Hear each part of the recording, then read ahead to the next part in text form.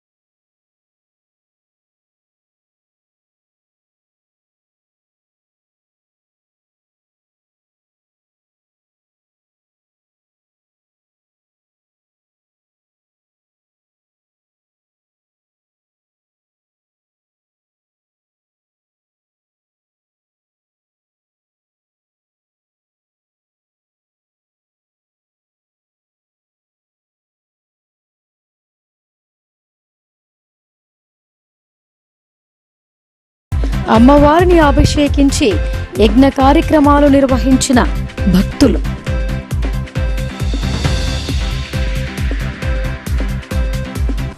అంగవైకల్యం అనేది భగవంతుడు ఇచ్చిన ఒక ప్రసాదంగా భావించి తల్లిదండ్రులు కూడా నిరుత్సాహపడకుండా పిల్లలను ప్రోత్సహించాలని అర్బన్ ఎమ్మెల్యే ధన్పాల్ సూర్యనారాయణ సూచించారు. అంగవైకల్యం ఉన్నప్పటికీ ప్రపంచ స్థాయిలో సైతం రాణించి చరిత్రను సృష్టించారని అన్నారు. నిజామాబాద్ జిల్లా కేంద్రంలోని న్యూ అంబేద్కర్ భవన్లో స్నేహ సొసైటీ ఫర్ రూరల్ రీకన్స్ట్రక్షన్ దివ్యాంగుల పాఠశాల ఆధ్వర్యంలో వికలాంగుల బడిబాట కార్యక్రమాన్ని నిర్వహించారు. ఈ కార్యక్రమానికి అర్బన్ ఎమ్మెల్యే ధన్పాల్ సూర్యనారాయణ గుప్తా ముఖ్య అతిథిగా హాజరయ్యారు. ఈ సందర్భంగా ఆయన మాట్లాడుతూ అంగవైకల్యం అనేది భగవంతుడిచ్చిన ఒక ప్రసాదంగా స్వీకరించాలని అన్నారు. అలాగే తల్లిదండ్రులు సైతం నిరుత్సాహపడకుండా పిల్లలను ప్రోత్సహించాలని సూచించారు. అంగవైకల్యం ఉన్నప్పటికీ ప్రపంచ స్థాయిలో సైతం దివ్యాంగులు రాణించే చరిత్రను సృష్టించారని అన్నారు. దివ్యాంగుల కోసం కేంద్ర రాష్ట్ర ప్రభుత్వాలు అందిస్తున్న అవకాశాలను సద్వినియోగం చేసుకుని ఉన్నత స్థాయికి ఎదగాలని ఆయన ఆకాంక్షించారు. అలాగే దివ్యాంగుల ఉన్నతి కోసం బడిబాట కార్యక్రమం ఏర్పాటు చేసి వారికి పెన్షన్లు అందే విధంగా స్నేహ సొసైటీ కార్యదర్శి సిద్ధయ్య, ప్రిన్సిపల్ జ్యోతి, స్నేహ సొసైటీ సిబ్బంది కృషిని అభినందించారు. అనంతరం అర్బన్ ఎమ్మెల్యేను ఘనంగా సన్మానించారు. ఈ కార్యక్రమంలో అర్బన్ ఐసిడిఎస్ సిడిపిఓ సౌందర్య, జీజీహెచ్ ఆర్ఎంఓ డాక్టర్ ఉమేరా, తాటి వీరేశం గుప్తా, బాబాగౌడ్, జీవన్ రావు తదితరులు పాల్గొన్నారు. కళ్ళు కనపేయకపోవడము, అదేవిధంగా అనేక రకాలైన అంగవైకల్యం ఉన్న వారికి ప్రభుత్వం తరఫు నుండి అనేక స్కూళ్ళు, ఇన్స్టిట్యూషన్స్, కోచింగ్ సెంటర్లు ఉన్నాయి. కానీ ఏంటిదంటే అవగాహన లేదు. ఆ అవగాహన కార్యక్రమమే ఈరోజు స్నేహ సొసైటీ ద్వారా బడిబాట కార్యక్రమం. మీకు ఈ సందర్భంగా స్నేహ సొసైటీ సభ్యులందరికీ ప్రత్యేకమైన ధన్యవాదాలు. అందరూ కూడా చప్పట్లతోటి వారికి అభినందనలు తెలుపవలసిందిగా కోరుతున్నాను.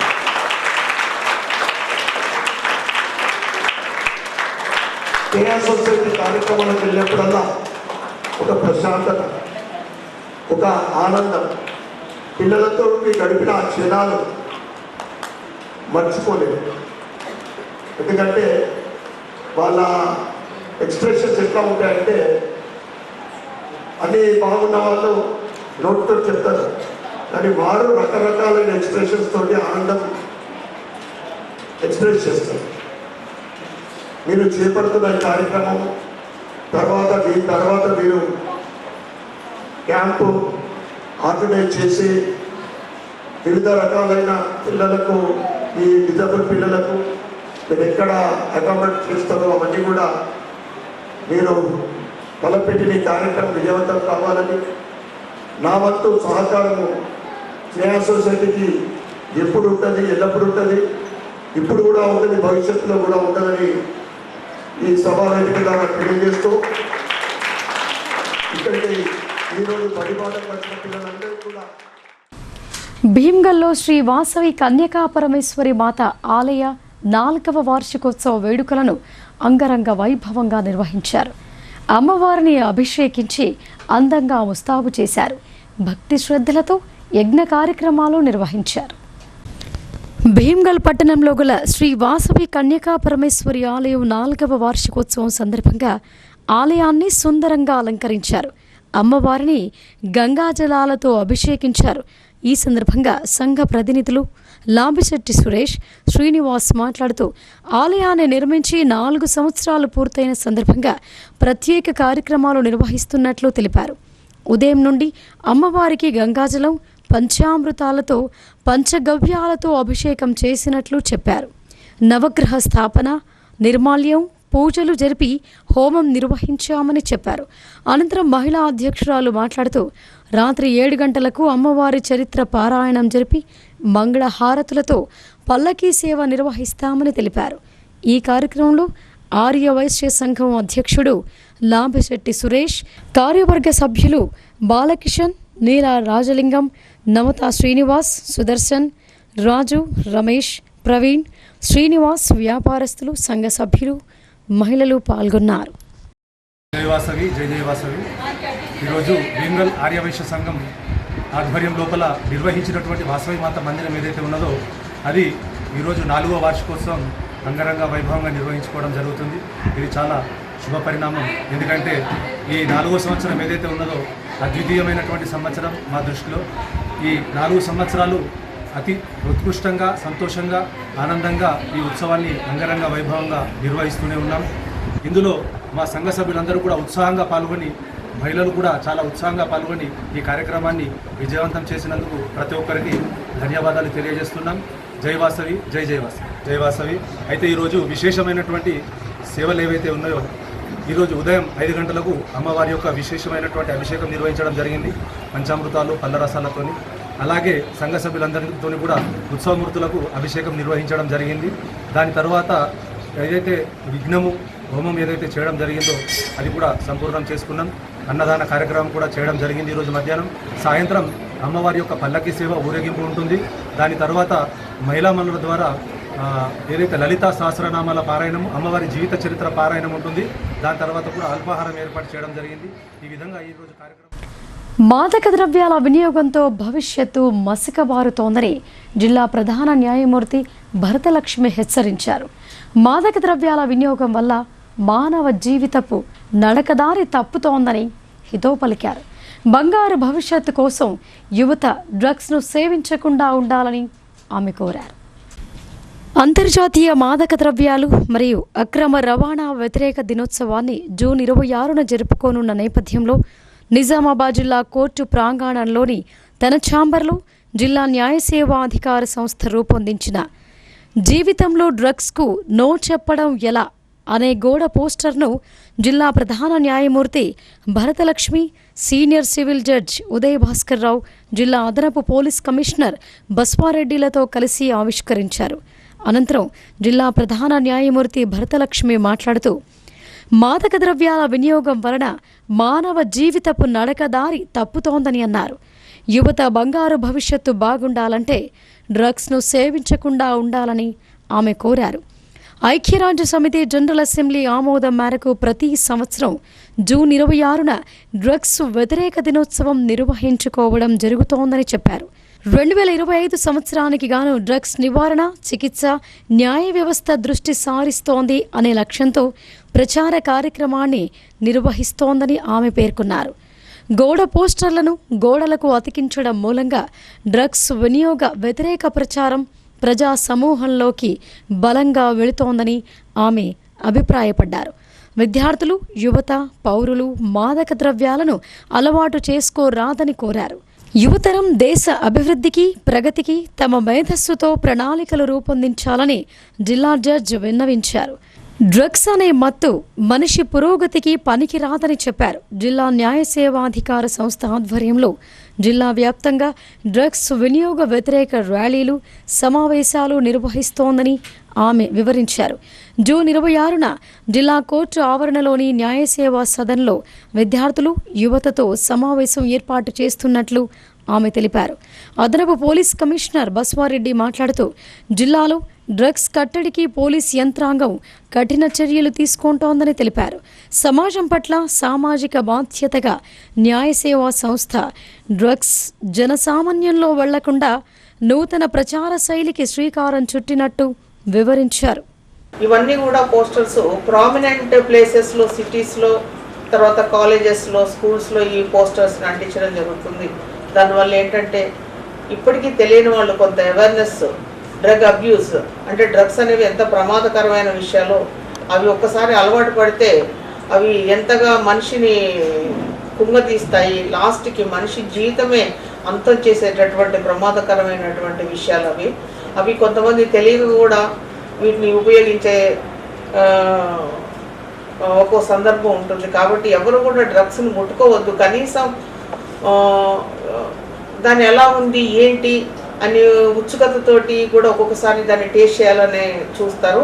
అట్లాంటి పని కూడా చేయకూడదు. ఒక్కసారి మనం దాన్ని యూజ్ చేసామంటే దానికి మనం ఎడిక్ట్ అయ్యే అవకాశాలు ఉన్నాయి. కాబట్టి డ్రగ్స్ అనేవి చాలా ప్రమాదకరము. మనం చాలా చూస్తున్నాము డ్రగ్స్ వల్ల ఎట్లాంటిగా సంఘటనలు జరుగుతున్నాయో. డ్రగ్స్ అనేవి మనిషి ఆరోగ్యాన్ని కానీ మనిషి జీవితాన్ని కానీ ఏ విధంగా తీసుకెళ్తున్నాయో అందరికీ తెలిసిన విషయమే. సో మరీ ముఖ్యంగా ఈనాటి యువతరం చాలా చోట్ల మనం న్యూసెస్ వింటూ ఉన్నాము. కాలేజీ పిల్లలు కానివ్వండి, స్కూల్ పిల్లలు కానివ్వండి, యువత కానివ్వండి, చాలామంది డ్రగ్స్కి ఎడిక్ట్ అవుతున్నారు అనేది అది మంచి పద్ధతి కాదు. అటువంటి పనులు చేయకూడదు. వాళ్ళందరికీ అవేర్నెస్ ఉండాలని చెప్పే ఈరోజు మేము పోస్టర్స్ విడుదల చేయడం జరిగింది. ఇవన్నీ కూడా సిటీస్లో అన్ని ప్రామినెంట్ ఏరియాస్లో మేము వాటిని ఫేస్ చేయడం జరుగుతుంది. సో ఈ సందర్భంగా నేను చెప్పేది ఒకటి, ఎవరు కూడా డ్రగ్స్కి చాలా దూరంలో ఉండాలి.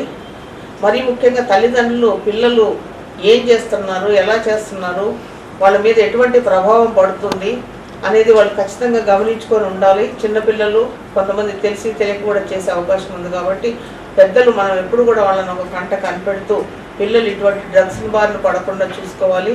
ఎవరైతే ఆల్రెడీ డ్రగ్స్ బారిన పడిన వాళ్ళు ఇందులో నుంచి బయటకు వచ్చి కొన్ని డీఅడిక్షన్ సెంటర్స్ ఉంటాయి, అందులో జాయిన్ అవుతాయి. గవర్నమెంట్ వారు కూడా చాలా సెంటర్స్ ఏర్పాటు చేశారు.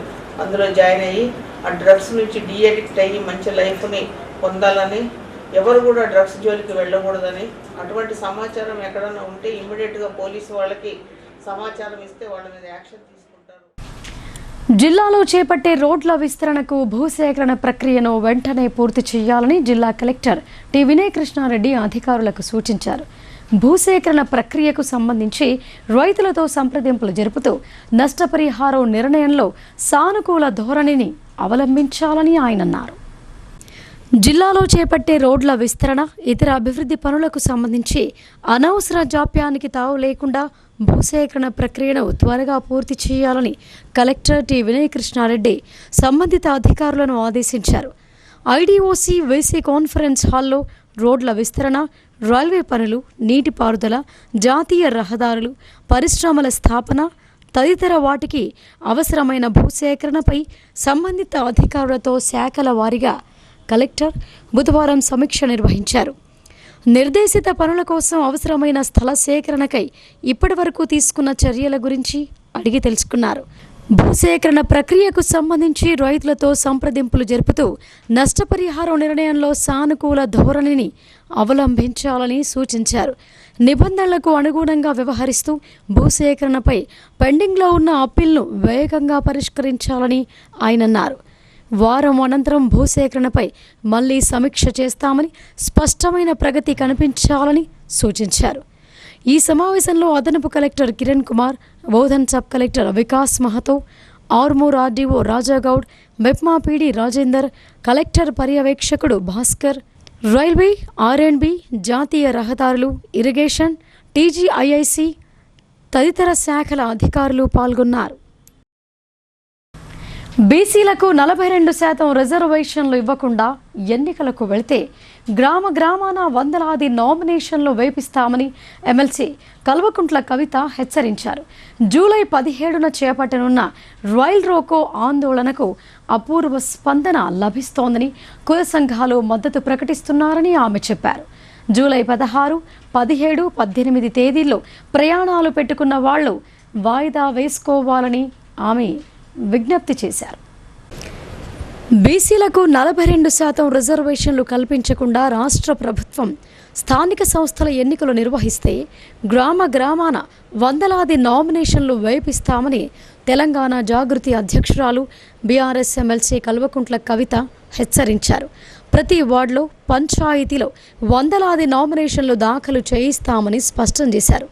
హైదరాబాద్లోని తన నివాసంలో బుధవారం నిర్వహించిన మీడియా సమావేశంలో ఎమ్మెల్సీ కవిత మాట్లాడుతూ, ఢిల్లీకి వెళ్లడంలో హాఫ్ సెంచరీ పూర్తి చేసిన సీఎం రేవంత్ రెడ్డి ఒక్కసారి కూడా బీసీ బిల్లుపై ప్రధాని నరేంద్ర మోదీతో చర్చించకపోవటం దారుణమని విమర్శించారు.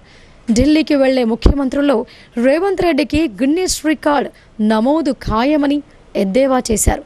మనస్ఫూర్తిగా బీసీ బిల్లు ఆమోదానికి రేవంత్ రెడ్డి కృషి చేయటం లేదని ధ్వజమెత్తారు.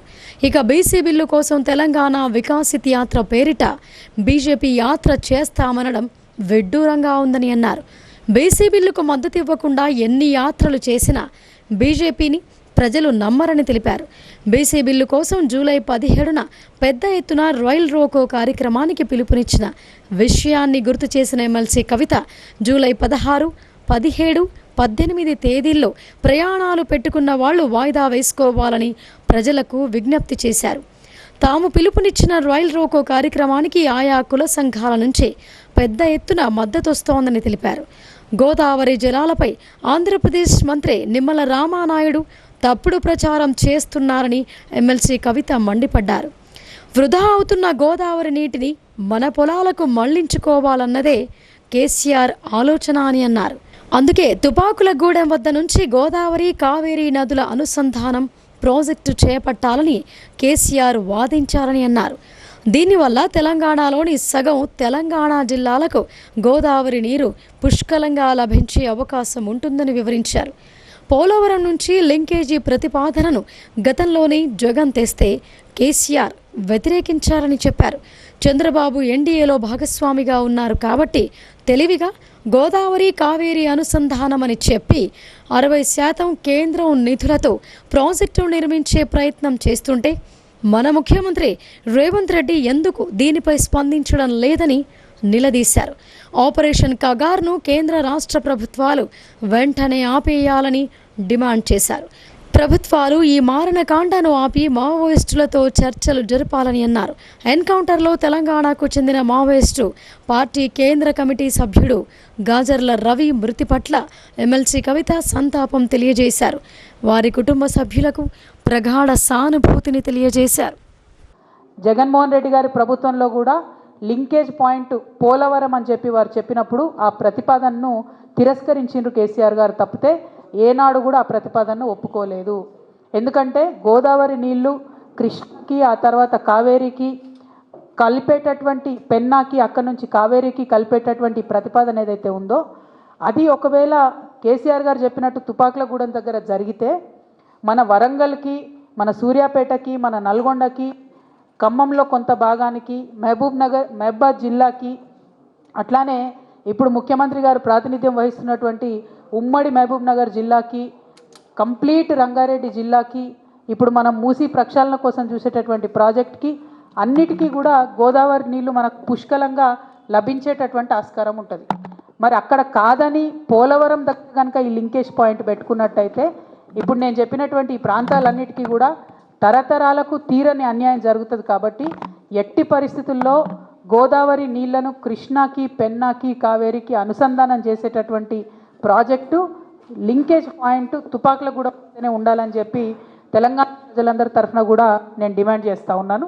అదేవిధంగా మరి ఇవాళ చంద్రబాబు నాయుడు గారు బీజేపీ గవర్నమెంట్లో ఎన్డీఏలో భాగస్వామ్యంగా ఉన్నారు కాబట్టి వారి యొక్క ప్రాబల్యాన్ని వాడి వారు చాలా తెలివిగా ఇది గోదావరి కృష్ణా లింకేజ్ అని చెప్పకుండా గోదావరి కావేరీ గోదావరి పెన్నా లింకేజ్ అని చెప్పి 60% నిధులు కేంద్ర ప్రభుత్వం నుండి తెచ్చుకుంటున్నారు. ఆయన చంద్రబాబు నాయుడు గారు వాళ్ళ ప్రాంతానికి లాభమయ్యే పనిచేస్తున్నారు.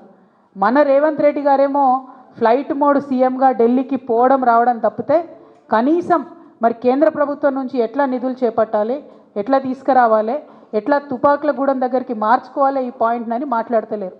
ఇంతవరకు ఉత్తమ్ కుమార్ రెడ్డి గారు 1-2 లెక్కలు రాసిండ్రు, కానీ ఎందుకు రేవంత్ రెడ్డి గారు మాట్లాడతలేరు?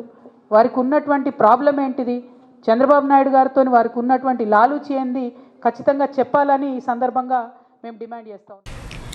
ఇల్లు లేని పేదలకు ఇందిరమ్మ ఇళ్ల నిర్మాణానికి ప్రభుత్వం 5 లక్షల చొప్పున నిధులు మంజూరు చేస్తోందని కామారెడ్డి కలెక్టర్ ఆశీష్ సాంగ్వాన్ తెలిపారు.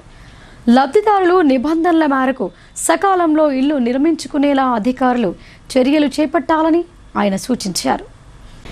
కామారెడ్డి జిల్లాలోని బాన్సువాడ పట్టణంలో గల బీడీ వర్కర్స్ కాలనీలో ఇందిరమ్మ ఇళ్ల నిర్మాణానికి జిల్లా కలెక్టర్ ఆశీష్ సాంగ్వాన్ అధికారులు లబ్ధిదారులతో కలిసి భూమి పూజ చేశారు.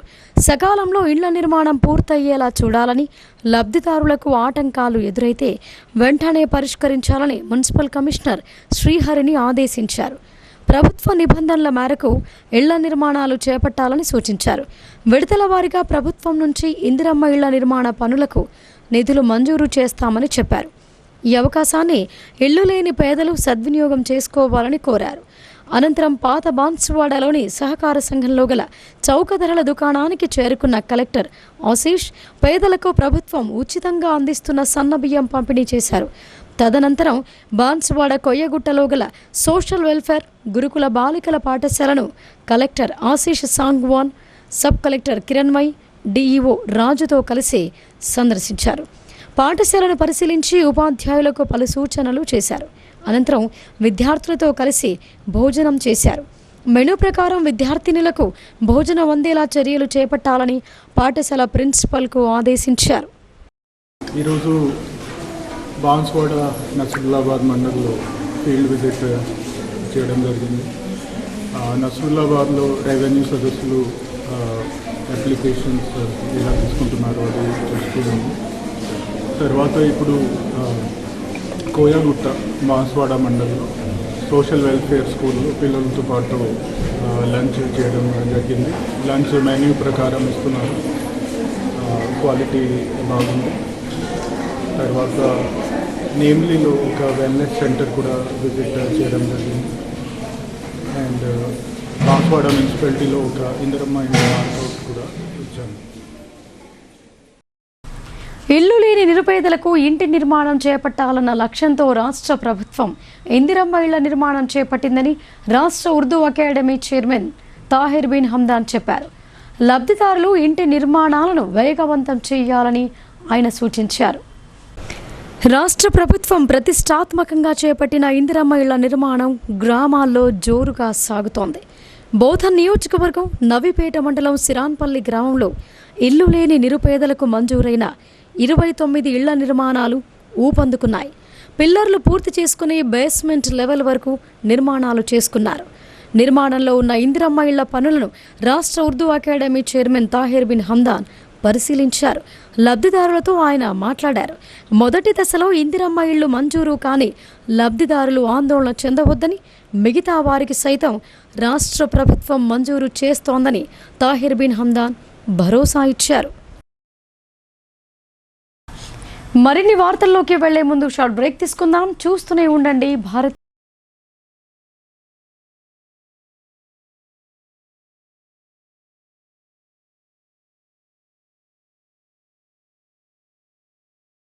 మొట్టమొదటిసారిగా అధునాతన పద్ధతిలో నరాల, మానసిక, sex, alcohol, fits treatment, AC intensive care unit ఇప్పుడు మన నిజామాబాద్ లో doctor B Keshavulu MD psychiatry Osmania గారి ఆధ్వర్యంలో అన్ని సదుపాయాలు గల అత్యాధునిక అతిపెద్ద హాస్పిటల్ ప్రారంభించబడ్డది. గమనిక, ఆధునిక ఏసీ వార్డు, అత్యంత విశాలమైన భవనం, అన్ని నరాల మానసిక సమస్యలకు మరియు ఆల్కహాల్ ను మాన్పించుటకు అడ్మిషన్స్ సౌకర్యం గల తెలంగాణలోనే అతిపెద్ద hospital doctor Keshavulu hospital, bus stand ఎదురుగా లైన్, ఖలీల్వాడి. తక్కువ ఖర్చుతో హైదరాబాద్ స్థాయి అత్యాధునిక వైద్య సదుపాయం కావాలనుకుంటున్నారా? అయితే సంప్రదించండి బండారి గ్రూప్, విజయలక్ష్మి హాస్పిటల్, ఖలీల్వాడి. నిజామాబాద్. గర్భం దాల్చకపోవడం, గర్భం నిలవకపోవడం, గర్భాశయం ద్వారం మూసుకుపోవడం, గర్భాశయం నందు గోడలు, అండాశయంలో నీటి బుడగలు మొదలగు వ్యాధులకు డాక్టర్ బండారి సుజాత ఎండి డీజీఓ గారు లాప్రోస్కోపీ ద్వారా ప్రత్యేక చికిత్స చేయబడును. గర్భిణీ స్త్రీలలో ఫిట్స్, అధిక రక్తపోటు, ఆస్తమా, మధుమేహం, ఉమ్మనీరు తక్కువ, ట్యూబ్లో ప్రెగ్నెన్సీ వంటి అధిక ప్రమాదకరమైన కేసులకు చికిత్స చేయబడును.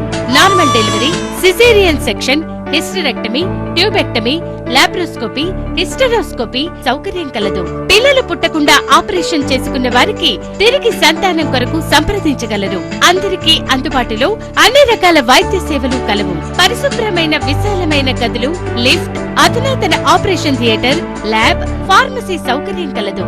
ప్రతి శుక్రవారం ఉచితంగా చూడబడును. రాష్ట్ర ప్రభుత్వ ఉద్యోగులకు రీయింబర్స్మెంట్ సౌకర్యం కలదు. సంప్రదించండి doctor Bandari Sujatha, Bandari group, Vijayalakshmi hospital, Rajiv Gandhi auditorium దగ్గర, రెడ్ క్రాస్ బ్లడ్ బ్యాంక్ ఎదురు సందులో, Khaleelwadi, Nizam. Welcome back. Balkonda MEO Battu Rajeshwar విద్యారంగ సమస్యలపై స్పందించడం లేదని పీడీఎస్యూ విద్యార్థి సంఘాలు ఆరోపించాయి. మధ్యాహ్న వేళ ఎంఈఓ ఆఫీసుకు తాళం వేసి ఉండటమే ఇందుకు నిదర్శనమని అసంతృప్తి వ్యక్తం చేశాయి. బాల్కొండ మండల కేంద్రంలో గల ప్రైవేటు పాఠశాలలో పాఠ్య పుస్తకాలు, నోట్ బుక్లు విక్రయిస్తున్నారు. ప్రభుత్వ నిబంధనలకు వ్యతిరేకంగా ఈ వ్యాపారం చేయడాన్ని నిలిపివేయించాలని పీడీఎస్యూ, టీఎన్వీఎస్ విద్యార్థి సంఘాల నాయకులు ఎంఈఓ బట్టు రాజేశ్వర్కు వినతి పత్రం సమర్పించేందుకు మండల విద్యాశాఖ కార్యాలయానికి చేరుకున్నారు. మధ్యాహ్నం 3 గంటల సమయంలో కార్యాలయానికి తాళం వేసి ఉండటంతో కార్యాలయం డోర్కు వినతి పత్రాన్ని సమర్పించారు. ఈ సందర్భంగా పీడీఎస్యూ జిల్లా ఉపాధ్యక్షులు అనిల్ కుమార్, తెలంగాణ విద్యార్థి సేన కార్యదర్శి వెంకటేష్ మాట్లాడుతూ బాల్కొండ మండల కేంద్రంలో ప్రైవేటు విద్యా సంస్థల్లో సుప్రీంకోర్టు నిబంధనలకు వ్యతిరేకంగా పుస్తకాలు అమ్ముతున్నారని తెలిపారు. అదేవిధంగా ప్రభుత్వ పాఠశాలల్లో అనేక సమస్యలున్నాయని, ఈ అంశాలపై మండల విద్యాశాఖ అధికారి ఆఫీస్కు వెళితే ఆయన అందుబాటులో లేరని, ఫోన్ చేస్తే స్పందించడం లేదని చెప్పారు. ప్రైవేటు పాఠశాలలో పుస్తక వ్యాపారం చేస్తుండగా ఆ పాఠశాల యాజమాన్యంతో మాట్లాడుకోండని సలహా ఇస్తున్నారని అన్నారు. ప్రైవేటు పాఠశాలలో పుస్తకాలు విక్రయించకుండా జిల్లా అధికారులు చర్యలు తీసుకోవాలని కోరారు. ఈ కార్యాలయంలో ఎవరూ అందుబాటులో లేకపోవటం, ఎంఈఓ నిర్లక్ష్యంపై విచారణ చేపట్టాలని డిమాండ్ చేశారు. విద్యార్థుల గోడును చెప్పుకుందామని, విద్యార్థుల బాధలు చెప్పుకుందామని, విద్యార్థుల సమస్యలు పరిష్కరించాలని ఒక విద్యార్థి సంఘంగా బాల్కొండ మండల కేంద్రంలో విద్యాశాఖ అధికారికి వచ్చి ఒక వినతి పత్రం ఇస్తామంటే ఇన్ టైం, ఇది ఇలా వర్కింగ్ డే, ఇన్ టైంలో అన్ని రూములకు తాళం వేసుకొని విద్యాశాఖ ఆఫీస్ని, కార్యాలయంని మొత్తం బంద్ చేసి పెట్టింది. కాబట్టి అయ్యా ఎంఈఓ గారు, మీరు ఉండరు, మా విద్యార్థుల బాధలు పట్టించుకోరు, మీకు ఇచ్చిన గోడకి ఇచ్చిన ఒకటే అని చెప్పేసి మీ ఆఫీస్ గోడకే, మీ ఆఫీస్ డోర్కే ఈ వినతి పత్రాన్ని పెడతా ఉన్నాం. దయచేసి విద్యార్థుల సమస్యలు పరిష్కరించండి. ఈరోజు ప్రైవేట్ యాజమాన్యాలు యథేచ్ఛగా పాఠ్య పుస్తకాలు అమ్ముతా ఉన్నాయి. ప్రభుత్వ నిబంధనలకు, సుప్రీంకోర్టు నిబంధనలకు వ్యతిరేకంగా పుస్తకాలు అమ్ముతా ఉన్నాయి. దానికి పర్మిషన్ ఎట్లా ఇచ్చిందని చెప్పేసి ఫోన్ చేస్తే ఫోన్ లేపరు. అమ్మిన దగ్గరికి పోయి విద్యార్థి సంఘాలు ఆందోళన చేస్తే మీ ఆఫీస్ నుంచి పంపించిన ఇద్దరు మీరు సెటిల్మెంట్ చేసుకోవాలని యజమాన్యంతో మాట్లాడుకొని పోతారు. అంటే ప్రభుత్వ జీతం తీసుకుంటూ, ప్రభుత్వ ఉద్యోగిగా ఉంటూ ఇలా ప్రభుత్వం ఇస్తున్నటువంటి నిబంధనలు వ్యతిరేకంగా ప్రైవేట్ యాజమాన్యాలు మీ ఆగడాలతోటే నడుస్తున్నాయనేది వాస్తవం. బీజేపీ ప్రభుత్వ విధానాలతో దేశంలో కార్మిక వర్గంపై దాడి తీవ్రమవుతోందని సిఐటియు రాష్ట్ర ప్రధాన కార్యదర్శి పాలడుగు భాస్కర్ ఆందోళన వ్యక్తం చేశారు. ప్రతిఘటించేందుకే జూలై 9న చేపట్టిన దేశవ్యాప్త సమ్మెను జయప్రదం చేయాలని కోరారు. మోడీ సర్కార్ విధానాలతో సమాజంలో తీవ్ర ఆర్థిక అసమానతలు పెరిగిపోయాయని ఆయన అన్నారు. నిజామాబాద్ సిఐటియు జిల్లా కార్యాలయంలో బుధవారం నాడు జూలై 9న జరిగే సార్వత్రిక సమ్మె బుక్లెట్ను విడుదల చేశారు. ఈ సందర్భంగా సిఐటియు రాష్ట్ర ప్రధాన కార్యదర్శి పాలడుగు భాస్కర్ మాట్లాడుతూ కేంద్రంలోని బీజేపీ ప్రభుత్వ విధానాలతో దేశంలో కార్మిక వర్గంపై దాడి తీవ్రమైందని దాన్ని ప్రతిఘటించేందుకే జూలై 9న దేశవ్యాప్త సార్వత్రిక సమ్మె చేపట్టబోతున్నట్లు ఆయన తెలిపారు. సమ్మె జయప్రదం కోసం ప్రతి ఒక్కరు కృషి చేయాలని, కార్మికులు పెద్ద ఎత్తున పాల్గొనాలని పిలుపునిచ్చారు. దేశంలో సామాన్య ప్రజల ఆర్థిక పరిస్థితులు దిగజారుతున్నాయని, సమాజంలో అసమానతలు పెరిగిపోతున్నాయని ఆవేదన వ్యక్తం చేశారు. కొందరి చేతుల్లోనే సంపద కేంద్రీకరణ కావడమే దీనికి కారణమని విడమర్చి చెప్పారు. ఇది దేశంలో సంక్షోభానికి దారితీస్తోందని హెచ్చరించారు. ఈ సమావేశంలో సిఐటియు రాష్ట్ర ఉపాధ్యక్షులు ఎస్వి రమ, నూర్జహాన్, శంకర్ గౌడ్, జంగం గంగాధర్, నన్నెసాబ్ తదితరులు పాల్గొన్నారు. రద్దు చేయాలని, ఈ విధానాల వల్ల ఇబ్బందులు పడేటువంటి ప్రజల యొక్క ప్రయోజనాలను కాపాడాలని, నిత్యావసర సరుకుల ధరలను తగ్గించాలని, కార్మికుల యొక్క వేతనాలు పెంచి కొనుగోలు శక్తికి దోహదపడే విధంగా 26,000 రూపాయల జీతం నిర్ణయించాలని, కాంట్రాక్ట్ వ్యవస్థను రద్దు చేసి పర్మనెంట్ ఉద్యోగాలు కల్పించాలని, అదేవిధంగా కొన్ని రకాలైనటువంటి వస్తువుల మీద వేసేటువంటి జిఎస్టీని తగ్గించాలని, కార్మికుడు పని నుంచి రిటైర్మెంట్ అయిన తర్వాత నెలకి కనీసం 9,000 రూపాయలు పెన్షన్ ఇవ్వాలని, సంఘటిత అసంఘటిత రంగ కార్మికులందరినీ కూడా ఈఎస్ఐ, పిఎఫ్ అమలు చేయాలని, సంఘం పెట్టుకునే హక్కు, సంఘటితమయ్యే హక్కు, పోరాడే హక్కు, సమ్మె చేసే హక్కు, దీని మీద జరిగే దాడిని కార్మిక వర్గం అంతా తిప్పికొట్టాలనేటువంటి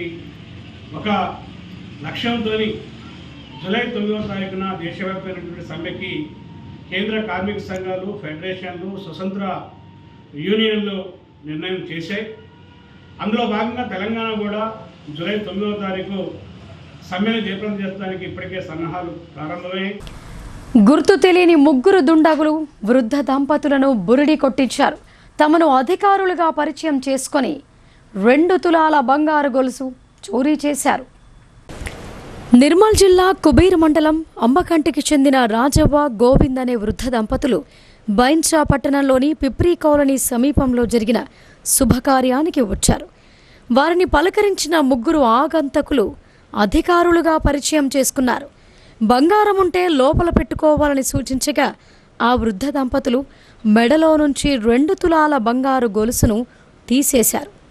దీంతో ఆ గొలుసును పేపర్లో పెట్టి ఇస్తామని నమ్మించిన ఆ ముగ్గురు దుండగులు మట్టి ఉన్న పేపర్ మూట ఇచ్చి వెళ్ళిపోయారు.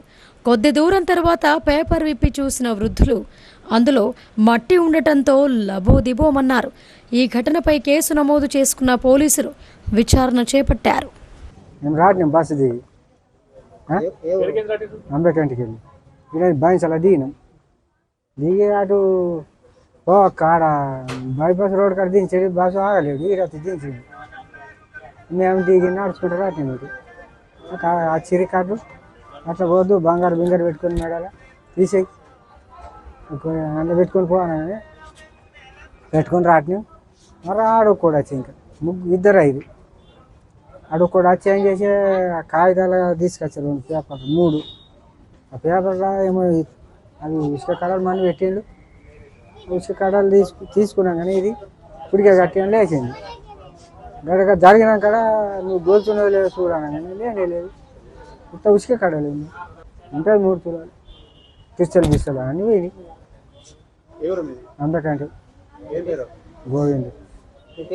గోవిందు బైన్సా పట్టణంలోని పిప్రీ కాలనీలో అమ్మకంటి గ్రామానికి చెందిన రాజవ్వ అనే 55 నుంచి 60 సంవత్సరాల మహిళను మోసం చేసి 3 వ్యక్తులు ఆమె మెడలో ఉన్న బంగారు గొలుసును కాజేయడం జరిగింది.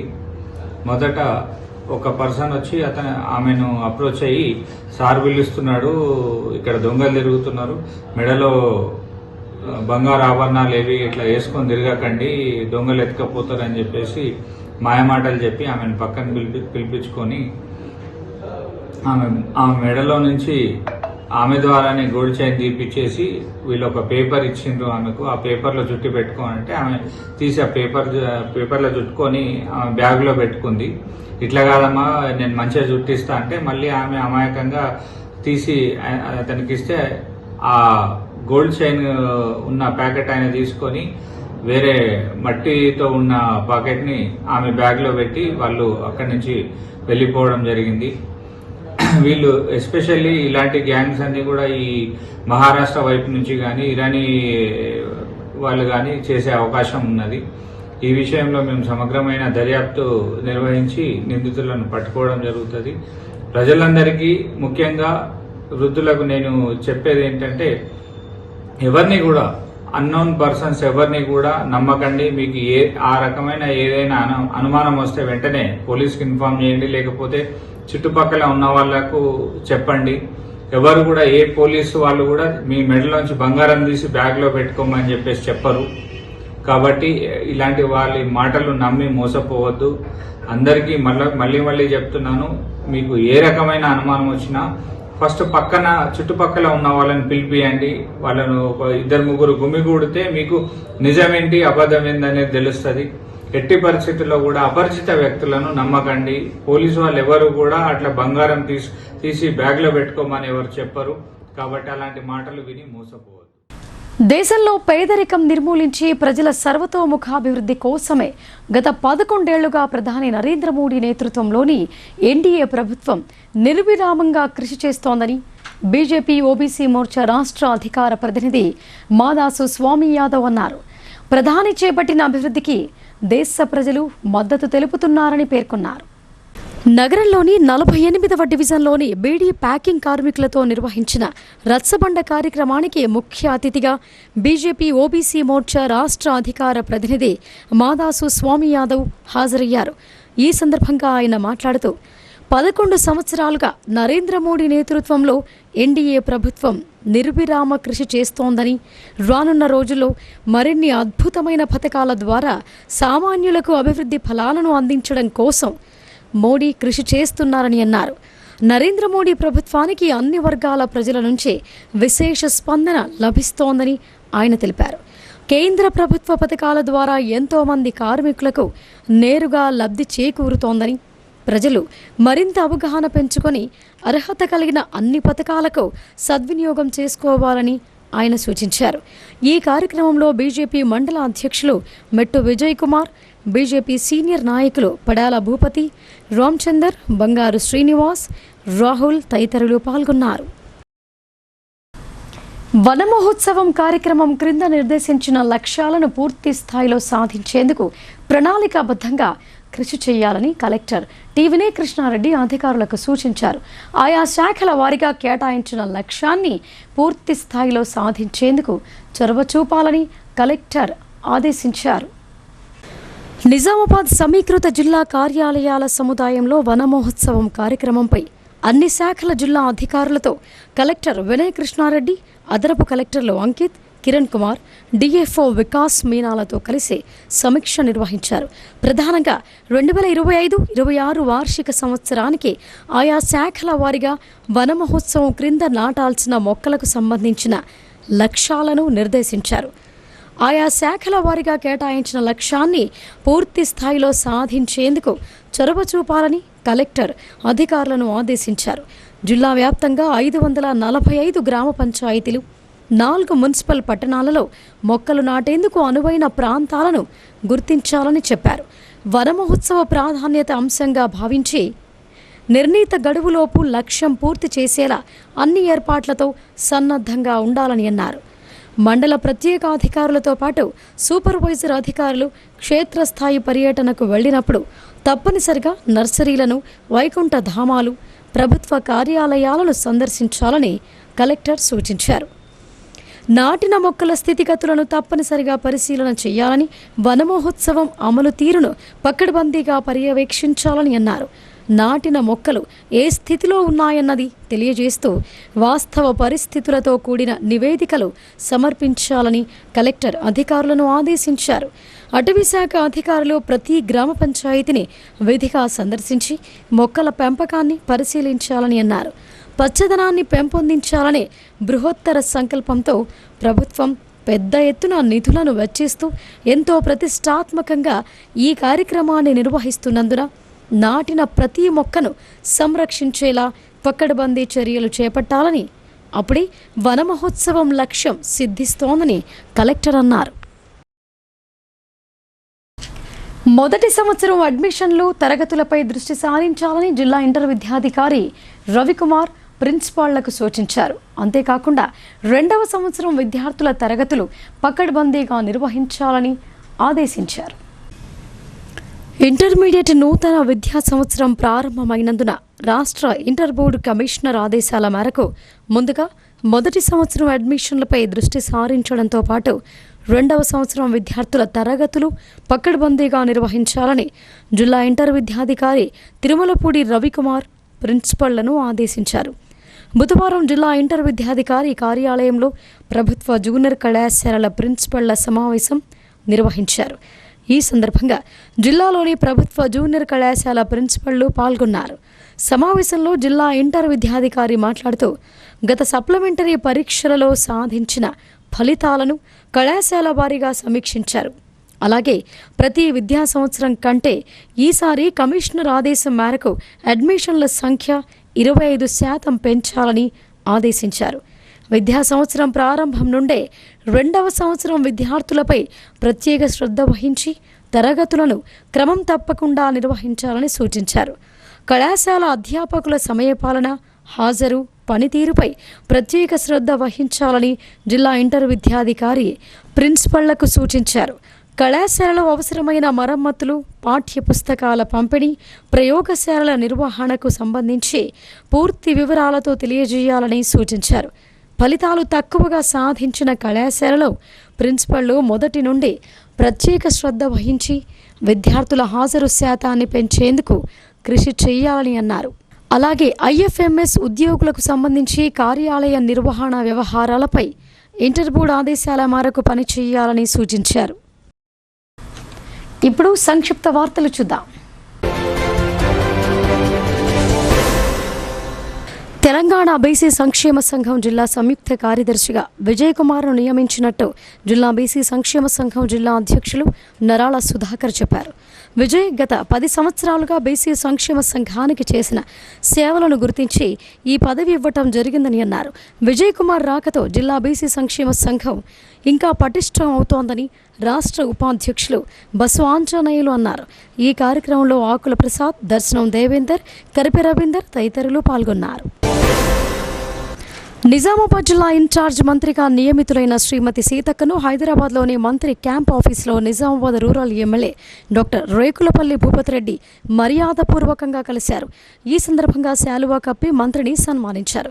అనంతరం రూరల్ నియోజకవర్గం, నిజామాబాద్ జిల్లా గురించి, పార్టీ బలోపేతం, ప్రభుత్వం అమలు చేస్తున్న సంక్షేమ పథకాల గురించి ఇన్ఛార్జ్ మంత్రి సీతక్కతో రూరల్ ఎమ్మెల్యే డాక్టర్ భూపతిరెడ్డి చర్చించారు.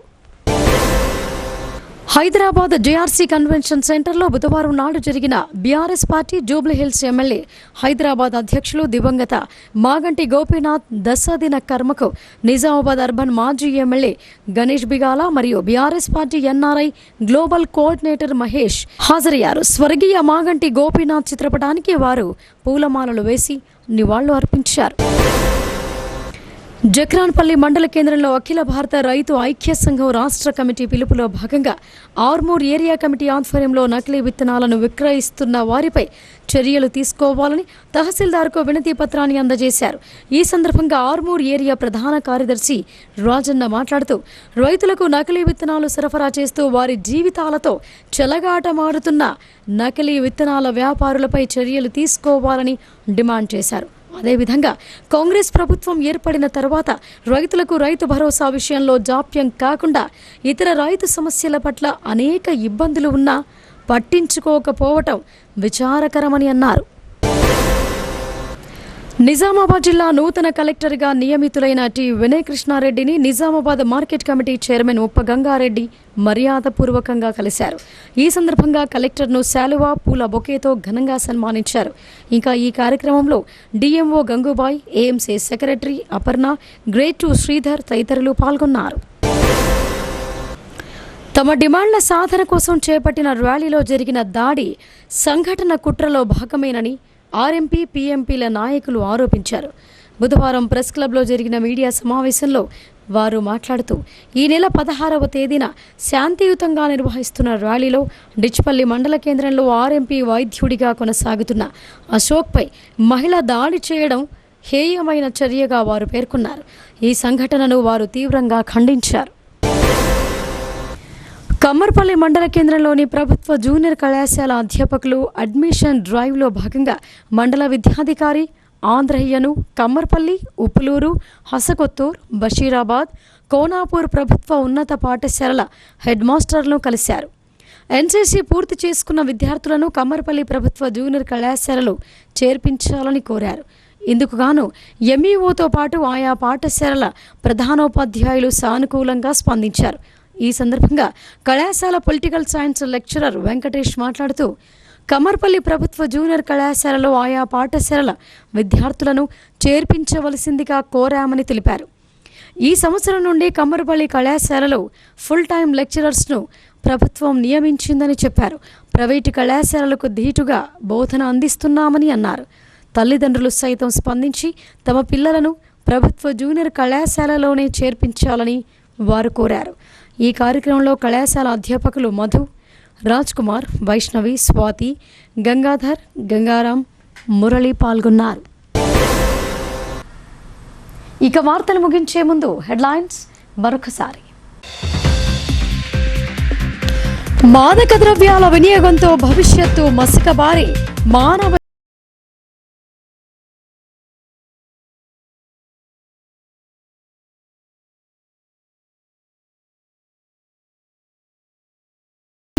హితవు.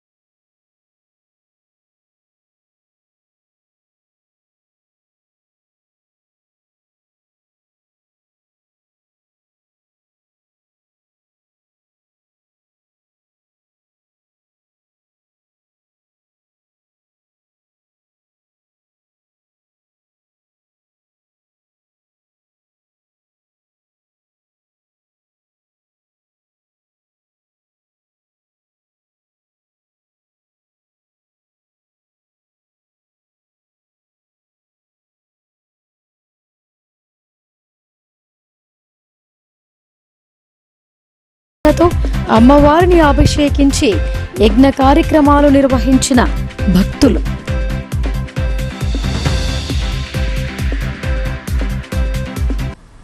ఇవి బులెటిన్ విశేషాలు. చూస్తూనే ఉండండి భారతీ న్యూస్.